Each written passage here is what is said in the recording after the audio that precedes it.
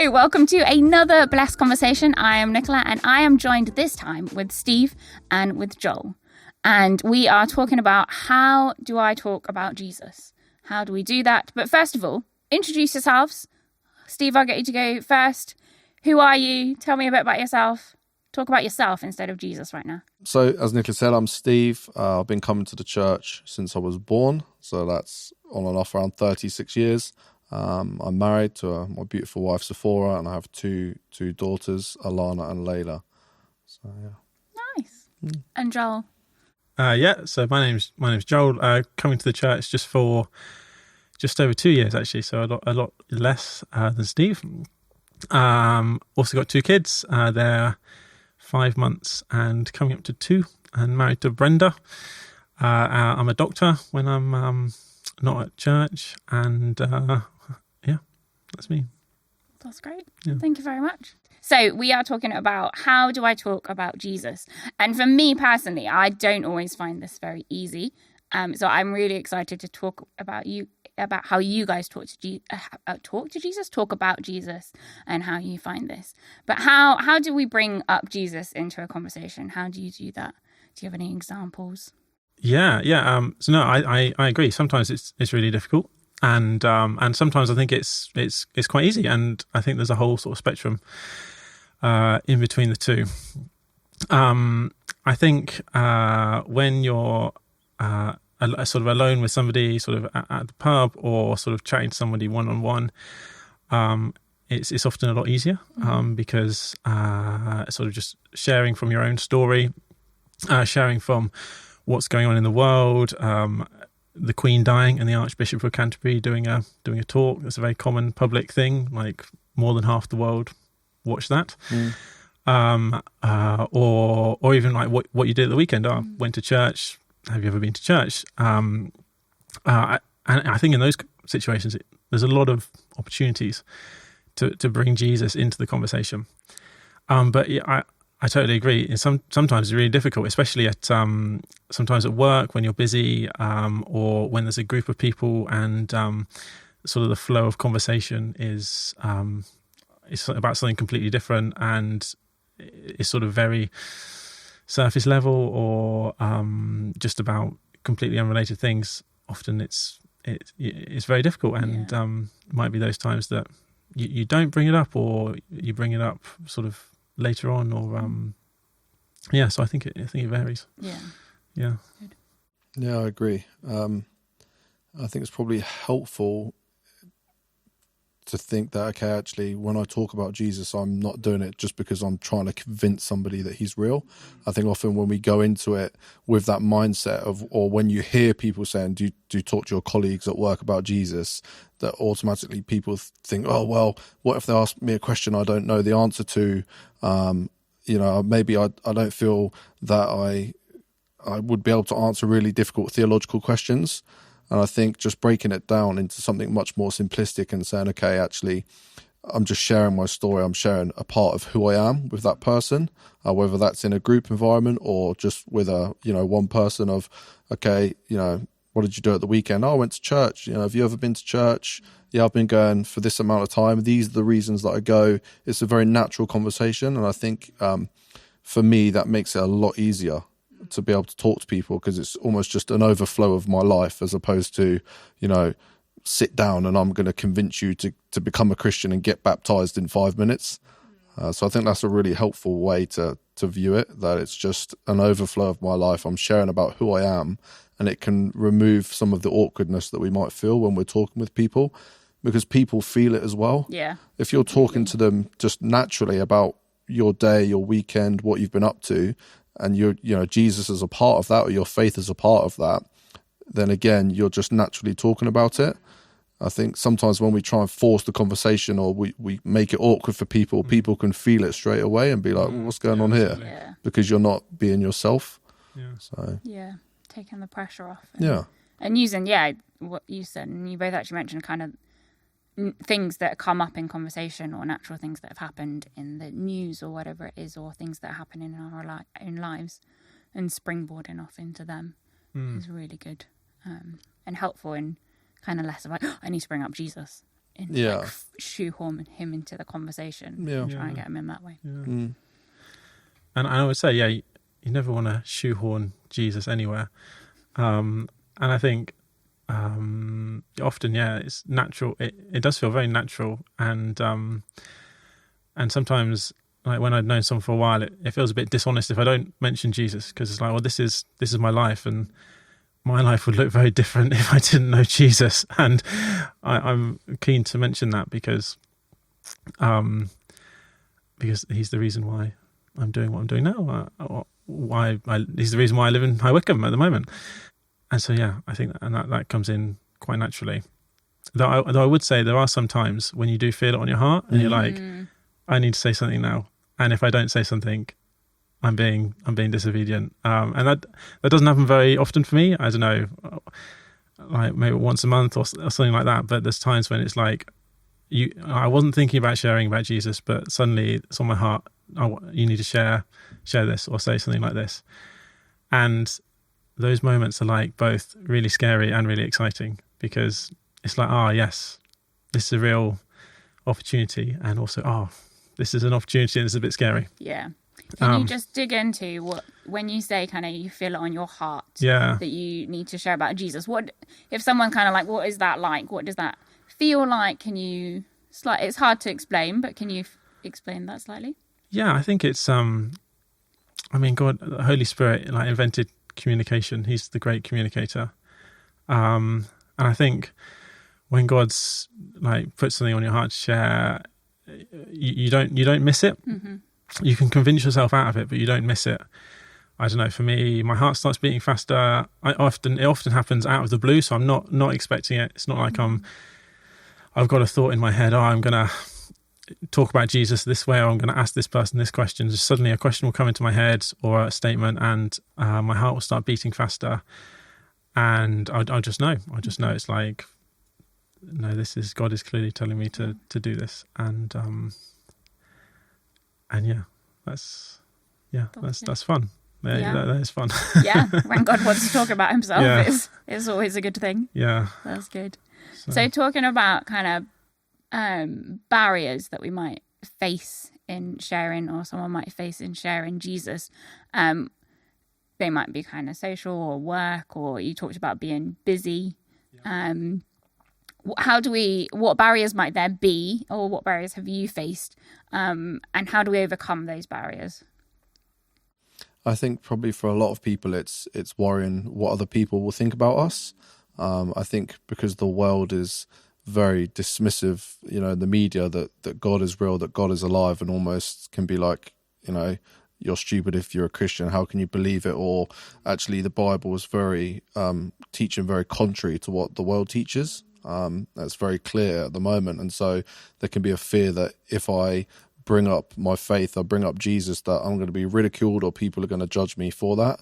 So I think that is a challenge that people face. And then in the workplace, where you may feel that actually the work environment isn't conducive to it, almost like, there's a couple of things that you don't speak about. You don't speak about religion. You don't speak about politics. These are things that you never have at a dinner party. And so that can put a lot of fear into people to actually share their faith with their colleagues. Yeah. I think that's interesting you mentioning that fear of what will people think of me. But I think that's why church community is so important. Because I don't know, that what church should be is a place where like people are loved and supported and not judged. And I think having a sort of a firm basis of Christian friends and sort of Christian family in church is often what, I don't know, I think it's what allows me often to take risks with people at work sometimes, and take risks with other friends, because I'm like, well, I know I've got my Christian family who are going to love me no matter what. And actually this is something that we all want to do together. And so I think that's really key. Yeah. It's knowing that you can talk to someone else about, like, if you share it and it all goes wrong, or you chickened out or something, you can share it with someone else, and they're like, oh no, that's okay. Like, text your small group saying, can you believe what just happened to me? There's that. You're not doing it on your own, even though in that situation you might be on your own. Yeah. Which is so encouraging in that. Yeah. So yeah, that was really good. How can we overcome those? Any other kind of things, and how we can overcome barriers or fears? Yeah. So I think that talking about overcoming fears, church family is key for that. I think, fear in general. Obviously, fear's not of God. Perfect love casts out fear, and so that's absolutely, if that's a big thing for someone, that's something that people can take to God and say, like, I think being very honest, say, "Oh God, this is really scary. Please help me with that," and praying about that.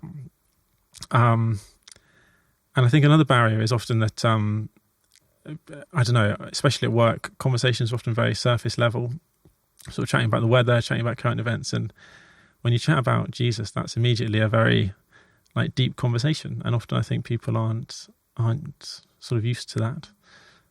But I think people often respond quite positively when you do share.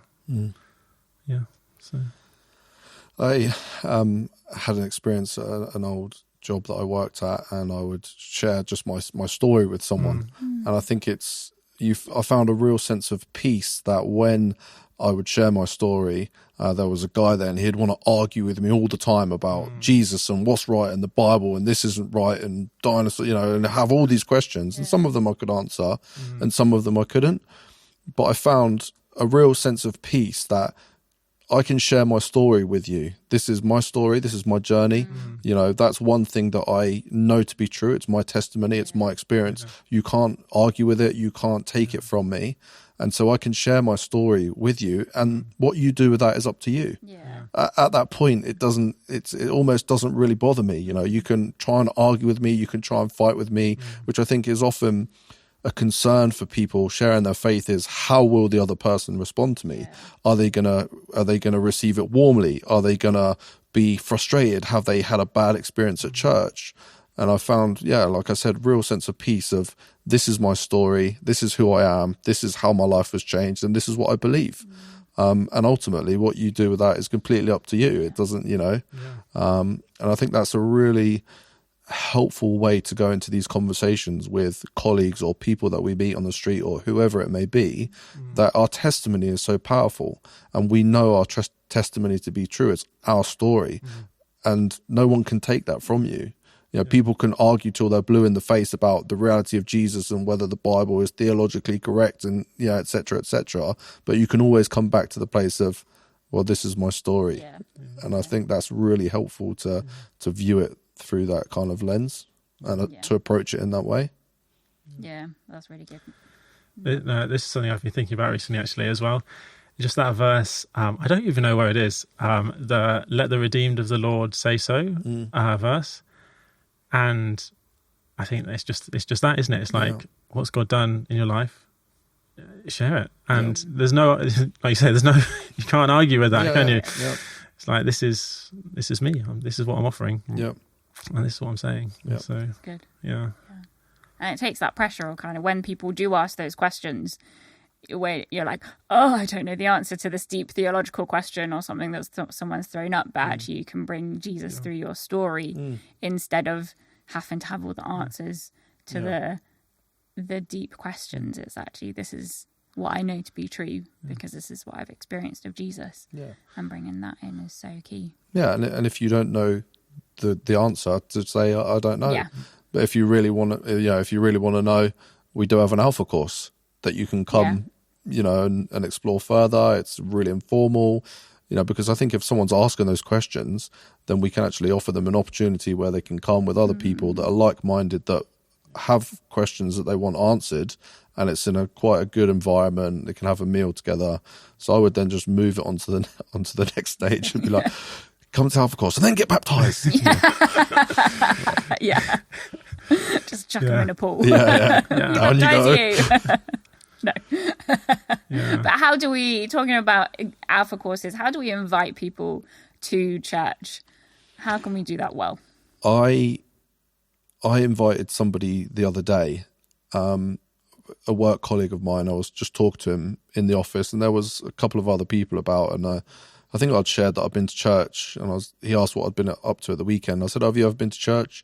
And he's like, "Oh, well, I used to go. My family goes. My auntie goes to the Catholic church, and I went to church when I was younger." And I said, "Oh, would you consider going to church again? Is it something you'd like to do?" And he's like, "Yeah, I guess I have a few questions." And I was like, "Oh, well, have you ever heard of the Alpha Course?" And he was like, "No, I've never heard of it." I was like, "Well, it's somewhere where you can come and just explore the Christian faith and ask any questions. It's quite an informal, relaxed environment, you know." And he actually said, "When is it?" And I was like, "Oh, that was easy." So I think again, it's just about being yourself and not making it into this weird thing where it's like whenever we talk about Jesus or our faith, we turn into these kind of like, I don't know, these weird, like wacky Christian people. Yeah. It's just like he sees that the Steve that's talked to him about the Wickham game at the weekend is the same Steve that's talked to him about Jesus or going to church. And then it's just, it becomes very natural and easier for him to relate to me because he just sees Steve. He doesn't see me going into this like weird mode of being like, you know. Yeah. So. Being yourself. That's good. Yeah. Talk about football. Yeah, football, yeah. Football. I mean, who doesn't like football, Joel? That's a loaded question, Steve. Steve knows I can't name one Premier League player in the UK. Come on, Joel. I probably couldn't either. You're on your own on this sofa. Well, that's fine. On the sofa, not in the country, though. No, this is true. Inviting people to church. I think, well, like people really love authenticity. Yeah. Like, I mean, I love authenticity. Yeah. I really don't like it when people are being fake, or like their mouth says one thing and their face says another. So yeah, I think you have to be authentic, don't you, in how you invite people, how you talk about the subject, and I think that comes from just doing it naturally. Yeah. Agreed. Yeah. And you can invite people to church by text as well. I found out, Okay. You don't have to do it in person. Well, for example, if you wanted to invite someone and you thought, "Oh, this is a bit scary," you can text them. You can say, "Oh, would you like to come to church? We've got Sunday service," or as well. Yeah, that's good. Yeah. And have you ever invited someone to church and it hasn't ended well? Like they've had a bad reaction to that situation? No, I don't think so. No, actually, no. Nice. I've had people who've said no and said they won't come, but that's not a bad reaction. That's just they're very fine about it. I've had people like being confrontational with me or to me about my faith before. And again, I kind of think like, whoa, where's this coming from? I think even people bringing it up and kind of trying to disprove what I believe. But again, I think it's just falling back on, well, my job is not to convince you. This is what I believe. This is my story. Again, what you do with it is up to you, right? It doesn't bother me. But yeah, I've never had anyone get annoyed when I've invited them to church. No, that's encouraging. That's good. And so to end, if you were talking to someone you're talking to me, and I don't find this very easy, but what would you say to someone in that situation to encourage them or give them top tips of how to talk about Jesus with their non-Christian friends and family? Yeah, I say two things, if I'm allowed to say You're two allowed things. to say two things. One thing is practice. It's not something you come into this world knowing how to do. It's share your faith or talk about these things. And I think there's sometimes an assumption, and it's certainly an assumption I've had of myself, like, I should be able to do this first time and it should go really well. And that's like, when you're learning something, that's not the case. That's not how it works. And so it's okay to practice, and it's okay to be fumbly and to be awkward a few times and make mistakes, and because it's something you're getting used to doing. And just practice, and it will become more natural. And then number two is, the whole bless series, it begin with prayer. Something I've seen God answer a lot of times when I've prayed is, God, I pray for opportunities to talk to people about you. And that ties in obviously with practicing, because when opportunities come up, then you can. And so praying and giving it a go is That was really good. Thanks, Joel. Yeah. Steve. I think for me, just sharing your story is such a gateway that can lead on to so many other questions where you just share about who you are, or share that you've been to church at the weekend or whatever it may be. And then you can follow it on with, have you ever been to church? Did you go to church growing up when you were younger? It's that, as Joel said, that authenticity. Yeah. Like people, like, I wouldn't say they buy into it, but it's you, right? It's just, you're just talking about your life. You're sharing that. If you have a friendship with someone, people know you're genuine. They know that you're just being yourself and you're just being real. And so you can talk about whatever it may be, and then just ask them, have you ever been to church? Is it something that you'd consider doing? I go with my family on a Sunday. Would love you to come along sometime if you want. If they say no, they say no. Yeah. And you just move on and pester the next person. Just circle back round to them after a while. Yeah. Depending on how many people are 3 in your months work. later, Hey, it's me again. You want to come to church? How you doing? That's it. That was great. Thank you so much, Steve and Joel. This has been a great conversation about how we talk about Jesus. And I hope for everyone who's been watching and listening, this has been really helpful for you. I hope that just that thing of taking the pressure of yourself and being authentic, being you, bringing Jesus into that, because Jesus is a part of your life. So I hope this has been encouraging, that you get that opportunity, be praying for that opportunity to bring Jesus up in your conversations with people. And we will be back next week with another conversation. Thank you so much.